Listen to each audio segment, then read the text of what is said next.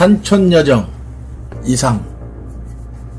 향기로운 MJB의 미각을 잊어버린 지도 20여일이나 됩니다. 이곳에는 신문도 잘 안 오고 최전부는 이따금 하도롱 빛 소식을 가져옵니다.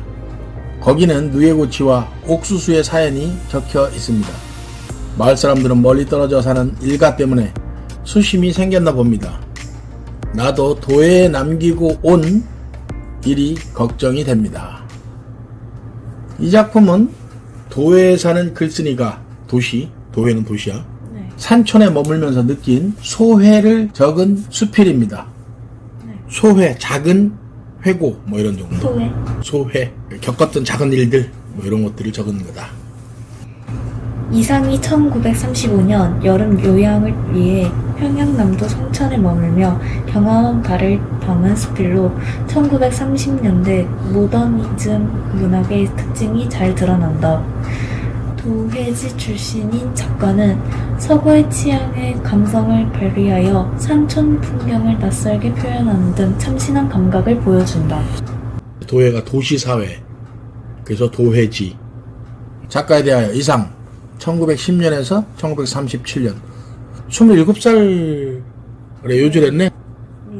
실험적인 시와 소설을 발표하여 1930년대 도시인의 삶과 내면을 탁월하게 표현한 모더니즘 작가로 평가받고 있다. 주요 작품으로 시 오감도와 거울, 소설 날개와 종생기, 수필 권태 등이 있다. 모더니즘이 뭐죠? 모더니즘은 1930년대에 생긴 우리나라에 들어온 문학 유파라고 할 수 있지. 모더니즘이 현대적 그런 뜻이잖아. 근데 사실 모더니즘은 말 자체는 모더니즘, 그럼 현대적인 이런 뜻인데 실제로는 현대 문명을 비판하는 주제를 가지고 있는 게 모더니즘이야. 그런데 조금 더 깊이 들어가면 모더니즘은 여러 가지 분파가 있어. 그 중에서 대표적인 게 초현실주의. 네. 미술에서 초현실주의 이런 거 알고 있잖아. 네. 이상이 슈르레알리즘, 초현실주의, 문학에서의 초현실주의자야. 모더니즘 중에서도 가장 앞서간 유파야. 그런데 수능이나 우리 문학책에서는 이상을 굉장히 좋아해. 천재 작가였고, 수능에서는 벌써 소설 날개도 시험에 났고, 시 거울도 시험에 났고, 수필 권태도 시험에 났고, 대단히 수능이 좋아하는 작가네, 그치? 그래서 여기 나왔던 작품 거울, 날개, 권태 이런 것들은 이미 중요한 작품으로 수능에도 이미 출제된 그런 기출 작품이다. 이상은 천재 중에 한 사람이었지.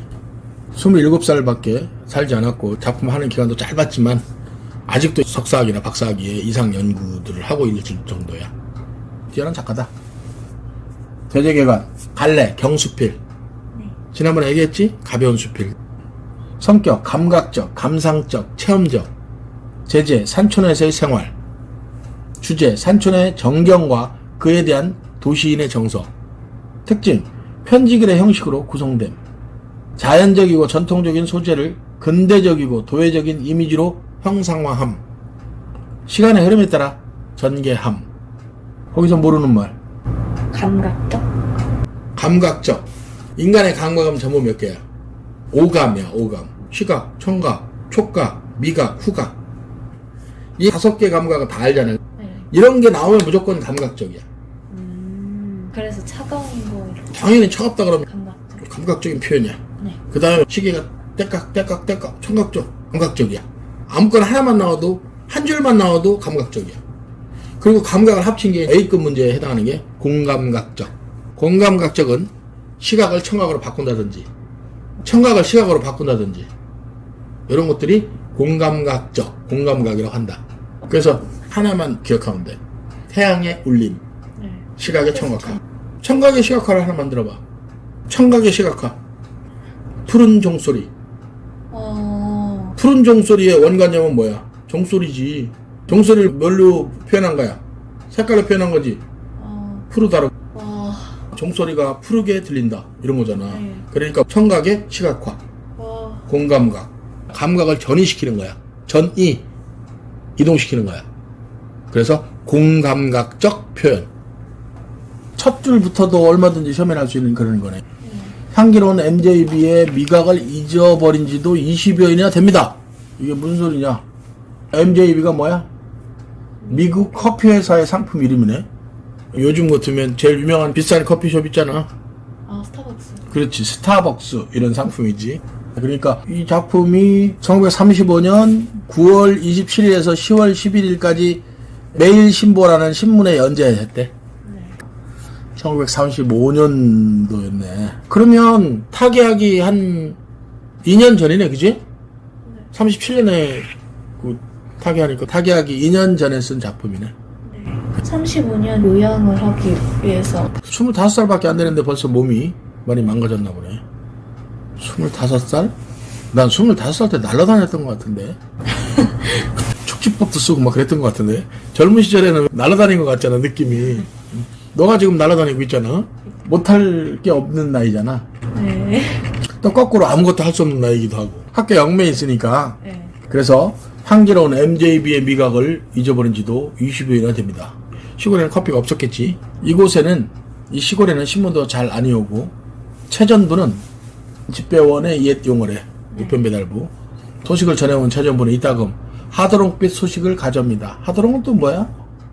화학 펄프를 사용한 다갈색의 질긴 종이, 포장지나 봉투를 만드는 데 씀. 그때 당시에 우편 봉투를 얘기하는구나. 그 봉투가 소식을 전해오는 거야. 거기는 누에고치와 옥수수의 사연이 적혀 있습니다.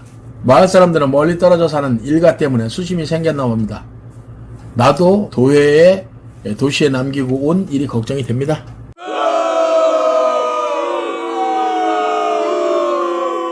건너편 팔봉산에는 노루와 멧돼지가 있답니다. 그리고 기우제 지냈던 개굴장까지 내려와서 가재를 잡아먹는 곰을 본 사람도 있습니다. 동물원에서 밖에 볼 수 없는 짐승, 산에 있는 짐승들을 사로잡아다가 동물원에 갖다 가둔 것이 아니라 동물원에 있는 짐승들을 이런 산에다가 내놓아 준 것만 같은 착각을 자꾸만 느낍니다. 밤이 되면 달도 없는 그물치야에 팔봉산도 사람이 침소로 들어가듯이 어둠 속으로 아주 없어져 버립니다. 노루 멧돼지 살지 뭐. 지금도 살잖아. 지금도 시골에는. 네. 한때 없어졌다가 지금도 많이 생겼지, 그지? 노루 멧돼지 정도는 많지. 그런데 비오라고 기후에 지내던 개골창까지 내려와서, 근데 곰을 본 사람들이 지금은 곰은 없어 거의. 네. 지리산에 곰이 있다는 설도 있긴 하지. 지리산에 일부러 곰을 풀어주기도 했었잖아. 서울에는 그때 당시에 1930년대 일지대 동물원이 있었나? 있었어. 서울에 창경원이라는 동물원이 있었어. 그 다음에 달도 없는 금음칠야. 칠야라는 것이 어두운 밤을 뜻하는 거야. 금음날에 달도 없는 어두운 밤. 그러나 공기는 수정처럼 맑아서 별빛만으로라도 넉넉히 좋아하는 누가복음도 읽을 수 있을 것 같습니다. 성경책을 좋아하나 보네. 네. 누가복음. 넌 교회 다니냐? 네. 그럼 성경책 많이 봤겠네. 나는 신약성서, 구약성서 이런 거 다 봤지. 그 무슨 종교적 어떤 그런 걸로 뭐 심취해서 본 것보다는 서사는 최고 아니겠어? 그죠. 서양 최고의 서사가 구약성서고, 신약성서는 이제 말씀이 많이 들어있으니까 서사보다는. 동양의 서사들은 이제 뭐 불교 쪽에 그럼. 우리나라의 서사 그러면 삼국유사. 삼국유사는 야사고 또 정사도 있어. 삼국사기. 그건 정사야. 그런 책들의 우리 민족의 서사는 거기에 들어있어. 그리고 참 별이 도해에서보다 갑절이나 더 많이 나옵니다. 이런 거 느껴봤어? 시골 가면 별이 훨씬 더 많은 것 같은 거. 근데 저 사실 시골을 가본 적 내가 태어난 곳은 옥천이라는 곳이야. 정지용의 고향. 어. 거기는 그 시골에는 한밤중에 하늘을 보면 늘 별이 가득한 그런 곳이야. 그러니까 서울에서 별이 10개쯤 보인다면 그 시골 가면 500개가 보여. 대단해. 하도 조용한 것이 처음으로 별들의 운행하는 기척이 들리는 것도 같습니다. 사실 1935년에 서울은 제일 높은 빌딩이 5층밖에 없었어. 엄청난 도시인 같이 얘기하잖아. 최고 높은 그 빌딩이 그때 당시 무슨 백화점이었는데 5층짜리였어 겨우. 나머지는 뭐 잘해봐야 3, 4층. 네. 그러니까 도시락에서 엄청난 네온사인이 휘황찬란하고 지금 생각하면 아무것도 아니지. 네. 저 시대 때는 일단 높은 층이었으니까 엄청 낮지. 왜냐면 그게 가장 높은 거니까 어마어마하게 높았지. 객주집 방에는 석유 등잔을 켜놓습니다. 원래 객주집이라는 게 외부 사람들이 두고 가는 방을 얘기하는 거야. 손님 방이지. 그 도회지의 석간과 같은 그윽한 냄새가 소년시대의 꿈을 부릅니다. 석가는 석간신문 이런 거, 경영, 그런 석유 등잔 밑에서 밤이 이슥하도록 호가 붙이던 생각이 납니다. 연초 갑지 그런 거 보니까 담배. 정형한테 지금 편지를 쓰는 그런 형식을 취했네요. 수신인, 편지글 형식이면 알 수 있습니다. 이런 것들은 편하게 나올 수 있는 시험 문제. 배짱이가 한 마리 등잔에 올라앉아서 그 연두빛 색채로 혼곤한 내 꿈에 마치 영어 T자를 쓰고 건너 긋듯이 유다른 기억에다는 군데군데 언더라인을 하여 놓습니다. 혼곤한이 뭐야? 정신이 흐릿하고 고달프고 슬퍼하는 것처럼 고개를 숙이고 교회의 여차장이 차표 찍는 소리 같은 그 성악을 가만히 듣습니다.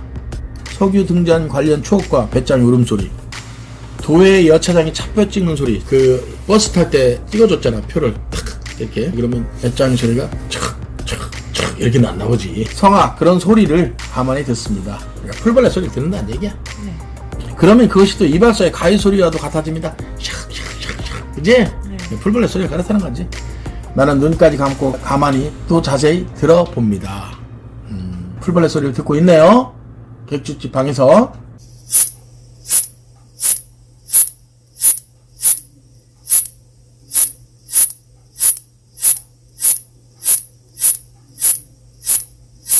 네. 그리고 비망록을 꺼내요. 요즘에는 일기장이죠. 다이어리? 요즘엔 다이어리라는 말을 많이 씁니다. 우리 때는 그래도 일기장이었어. 일기장이라 쓰는 사람도 있긴 한데 거의 대부분 일기장에서 다이어리로 넘어왔죠. 제 다이어리 또는 메모지, 네. 메모장. 네. 나도 비망록, 이런 비망록이 있었거든. 중학교, 고등학교 때 젊은 시절에 항상 다니면서 스케줄이 대단한 건 없으니까 생각나는 거 적어놓고, 단상들 적어놓고, 단상이 짧은 생각들 이런 것도 적어놓고. 나는 또 그때 당시 글 쓴답시고 그랬으니까 얼마나 그 메모를 잘 해놨겠어. 근데 그게 없어져가지고 서울에 자취방에 놨다가, 자취방이 지하였거든. 옛날엔 지하에 학생들이 자취방을 많이 썼잖아. 기생충 교육처럼. 네. 그때는 대학생들 자취방은 거의 지하였어. 그리고 학생들이니까 뭐, 그래서 애들하고 두세 명이 같이 자취라 그랬을 거 아니야. 그 책 엄청나게 모아놓고 그런 비망록 같은 내 것도 많이 있었을 거 아니야. 근데 어느 날 장마가 들어가지고 가둬졌겠네요. 시골에서 방학이라 잠깐 내려왔다가 올라가 봤더니 장마가 이게 천장까지 물이 찼다가 다 빠져나간 거야. 책이 다 어떻게 되겠어? 떡이 됐지, 다. 모든 책이. 그때부터 내가 책을 모으질 않아. 서울에 올라갔을 때는 청계천 가서 고서, 좋은 책들 있잖아. 지금까지 가지고 있으면 엄청 비쌀 책들도 많았거든. 백석의 사슴, 뭐 이런 거. 초판본도 가지고 있었으니까. 그런 거 지금 백석의 사슴 초판본 몇백만 원 할걸? 한 권에? 그런 책들도 굉장히 많았었어. 청계천에 많이 다니면서. 국문과니까 그런 거 많이 갖다 놨거든. 싹 다 떡이 됐잖아.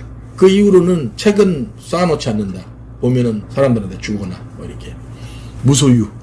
장마가 무소유를 가르쳐줬어.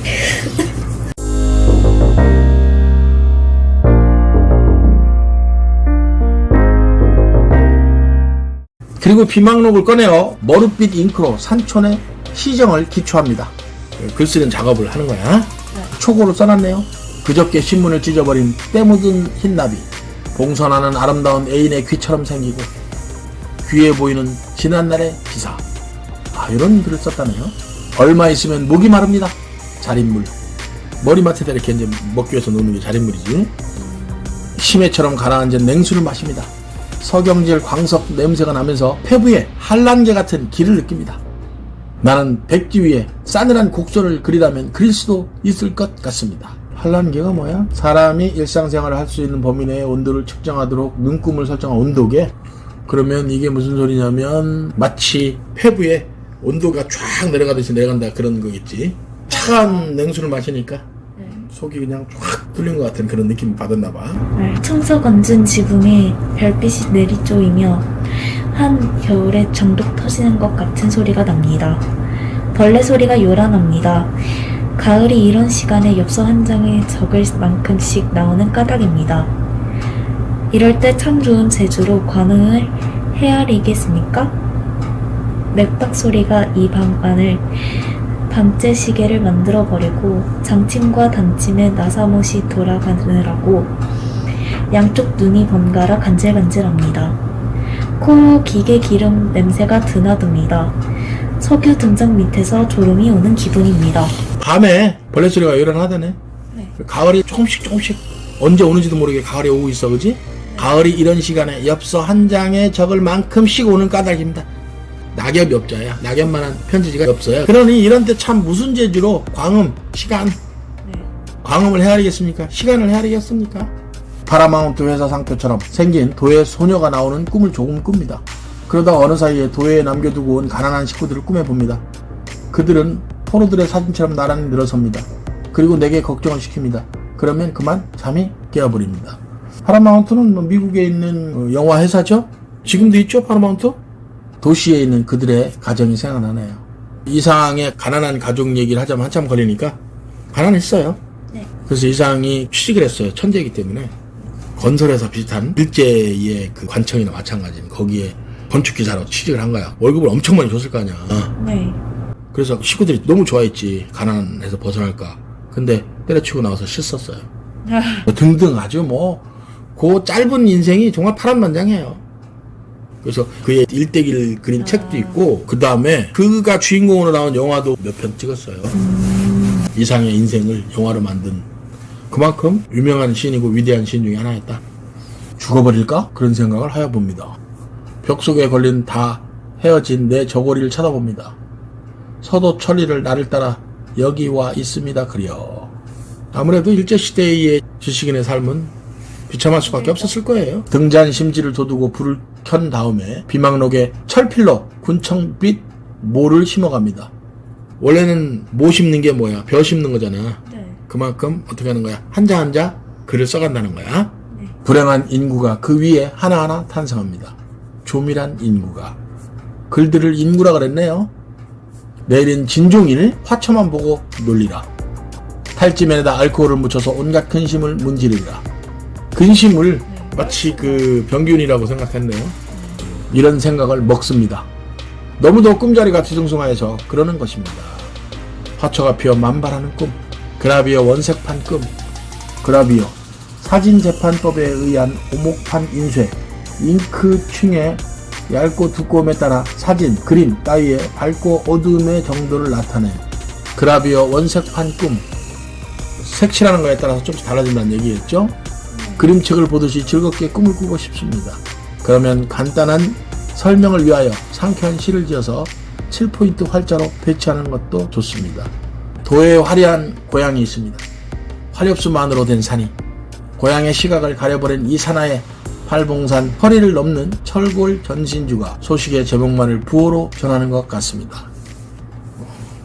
밤이 지나서 아침이 됐네요. 아침에 볕에 시달려서 마당이 부스럭거리면 그 소리에 잠을 깹니다. 하루라는 짐이 마당에 가득 가운데 새빨간 잠자리가 병균처럼 활동합니다. 끄지 않고 잔 석유 등잔에 불이 그저 켜진 채 소실된 밤의 흔적이 낡은 조끼 단추처럼 남아 있습니다. 자가를 방문할 수 있는 요비링입니다. 지난밤의 체온을 방 안에 내던진 채 마당에 나서면 마당 한 모퉁이에는 화단이 있습니다. 불타오르는 듯한 맨드라미 꽃 그리고 동선화. 이 사람은 하루하루가 짐이라는 안 좋은 단어 썼네요. 공부하기 싫은 애들은 학교 가는 게 짐일 수도 있잖아. 그리고 석유 등잔 얘기는 밤에는 그래도 나름대로 환했잖아. 근데 햇빛이 딱 비쳤을 때 방 안에는 석유 등잔 초라해 보이죠? 그런 의미입니다. 자기야를 방문할 수 있는 요비링입니다. 그랬네. 요비링이 뭐야? 초인종. 요비링은 끄지 않고 잔 석유 등잔의 모습을 비유하는 거네. 네. 꼭 누르면 문이 열리듯이 얘를 키면 이제 밤이 되는 거야. 뭐 그런 의미라고 보면 되겠네. 지하에서 빨아올리는 이 화초들의 정렬에 호흡이 더워 오는 것 같습니다.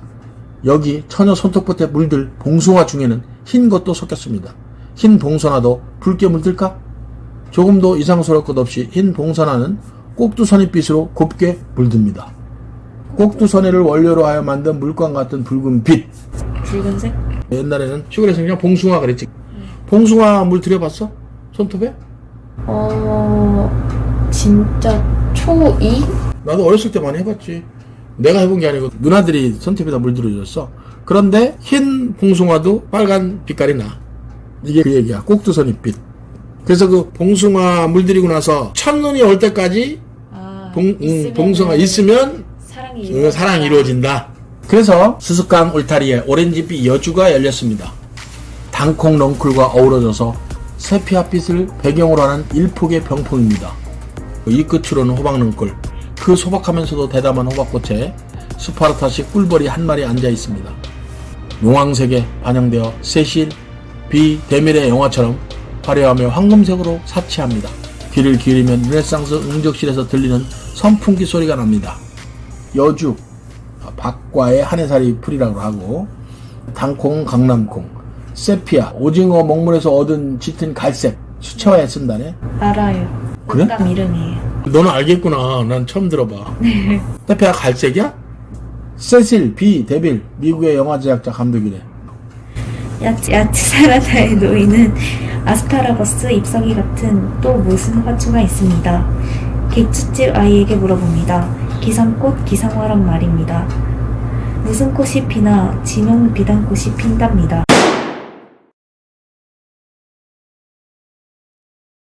선조가 지정하지 아니한 조젠 치마에 웨스트민스터 관련을 감아놓은 것 같은 노해의 기생의 아름다움을 연상하여 봅니다. 박하보다는 훈훈한 리글렛 추잉껌 냄새, 두꺼운 장부를 넘기는 듯한 그 입맛 다시는 소리. 그러나 아마 여기 필 기생꽃은 분명히 해왕 그림에서 보는 것 같은, 혹은 우리가 소년시대에 보던 떨떨 인력거에서 홍일산 봤던 지금은 지난날의 사파인 기생일 것 같습니다. 꽃밭 보면서 뭐 이것저것 생각하네요. 떠오르는 대로 쓰는 거네, 그지? 네. 웨스트민스터 관련은 담배야? 도회의 기생? 기생꽃을 보고 아마 기생이라는 단어가 생각났나 봐. 기생들은 옛날 술집에서 일하던 여성을 뜻하잖아. 네. 혜원 신윤복이 기생들 많이 그렸잖아. 네. 혜원이 그렸던 그런 그림에서 보는 것 같은 느낌이 든다는 거지. 그 다음에 홍일사는 기생들이 쓰고 있던 색깔 있는 양산. 네. 지금은 지난날의 사파인 기생일 것 같습니다.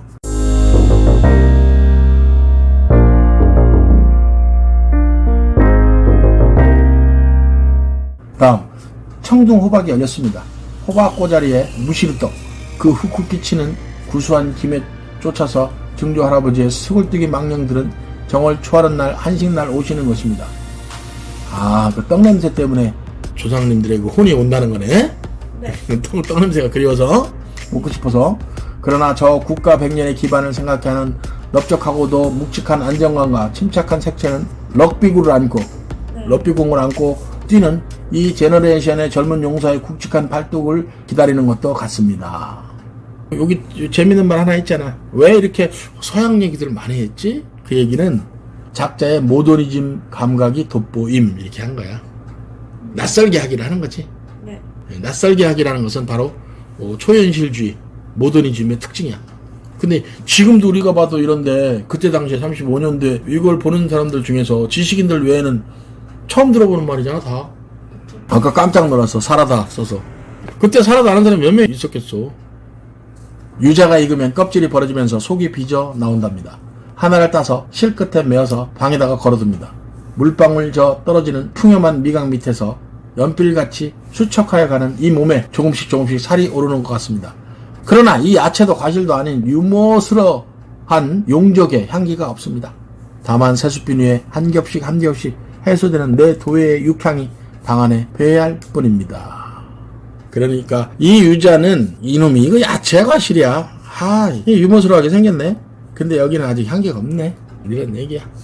방 안에 걸어놨으면 뭔가 향기가 들어야 되는데 그런 건 없고, 아픈 내 모습만 보이는 것 같아. 이렇게도 볼 수 있고, 조금 약간 슬픈면서도 유머스러하기도 하네요. 그렇게 해서 끝났네요.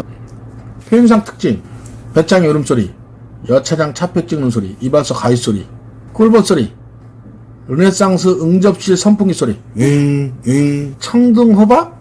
럭비공처럼 생겼다 그랬죠. 모양새네 이거는. 1935년의 이상의 모습을 잠깐 한번 볼까요? 네. 1935년은 오빠에게 가장 불운한 해였습니다. 까먹어 들어가던 제비 다방은 그해 9월경에 폐업하지 않을 수 없게 되고, 인사동에 쓰르라는 카페를 인수했는데 그것도 곧 실패로 돌아갔습니다.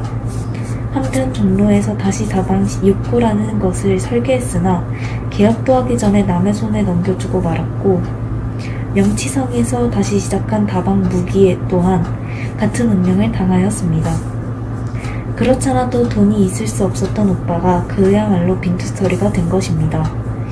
그리하여 오빠의 자학과 부정의 단랑 생활이 시작되었습니다. 그러니까 그 건축기사를 하다가 나와가지고 주로 이제 다방 그때 당시에는 다방이라 했지, 커피숍이지, 그거를 많이 차렸지. 그래서 그 유명한 육구라는 거 아주 유명하죠. 요게 이제 누이 동생이 이제 쓴 거네요. 누이 동생 김옥희의 언급처럼 1935년은 이상에게 불운한 해였다. 그 까닭으로 먼저 금옥 및 권순옥과 결별한 사건을 들 수 있다. 이렇게 다방이나 커피숍을 했던 게 금옥이 주인으로 있었단 말이야. 그래서 우리나라에서 영화로 서였던 그 이상의 영화 중에 제목이 금웅화도 있었어. 그게 영화 제목이었어. 사람들은 잘 모르지. 왜 이상 시인이라는 영화인데 금웅화를 제목으로 했는지. 바로 이상의 연인이었어.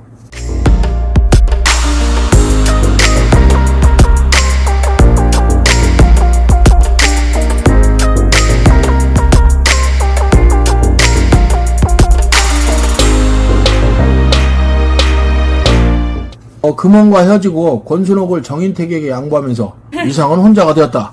그리고 제비의 파산으로 그의 살림은 더욱 공공해졌다. 게다가 지병이었던 폐병이 악화되어 삶에 대한 불안은 커지고 마침내 이상은 현실 탈출과 자살을 꿈게 되었다. 그는 이러한 상황에서 성천기행을 시도한 것이다. 이때 당시에는 폐병이 많았어. 요즘에 거의 없어진 병 있잖아. 그래도 아직도 있긴 하다 그러더라고. 결핵. 우리 어렸을 때는 크리스마스 우표 샀었잖아. 그거 사면 그 돈이 결핵 퇴치 기금으로 사용되는 거야. 지금은 우리나라에서는 거의 소멸되는데 가끔씩 나타나는 거야. 왜 나타나는가 봤더니 급격한 다이어트 또는 현대적 스트레스에 의해서 결핵이 다시 나오기 시작했다. 그런 얘기들이 있어. 왜냐면 결핵이 영양실조 올 때 가장 많이 오는 병이야. 그래서 일제시대 때 예술가들이 결핵으로 많이 죽었어.